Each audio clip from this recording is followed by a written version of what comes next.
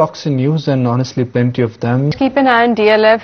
It will be reacting to its numbers today, but more than that, it's the commentary that the management the market will be watching out for. The numbers were below estimates, but the management has indicated that they expect to reduce the debt by about 50% and double the EBITDA in the next 3 years. So keep an eye on DLF in today's trading session. Looking at the numbers, they were below estimate. The sales were down by 15%. It posted a loss of about 4 crore versus our expectation of profit 172 crore, but there was an exceptional item because of which you're seeing a loss figure.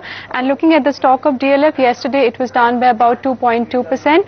Moving on to Bharti Airtel, today Economic Times paper has reported that the company, in order to cut down its debt, will be looking to sell its fixed line as well as enterprise business. And looking at the valuation, Bharti Airtel is valuing its fixed line business at about 17,000 crore and enterprise arm at about 6.5 thousand crore. But the article also says that the company will be selling stake in these two businesses post completing its 25% stake sale in the DTH arm. Keep an eye on Bharti Airtel. The counter trades above its 100-day moving average. On YTD basis, the returns have been just about flattish. And Reliance Power will be in focus as because of the delay in the commissioning of Sasan UMPP project, the lenders of this project have restructured the loan. If you look at the debt for this project, that's about 14,500 crore, and the interest rates have been revised upwards, and the company has indicated that now the commercial operation of this project has been rescheduled to June 2014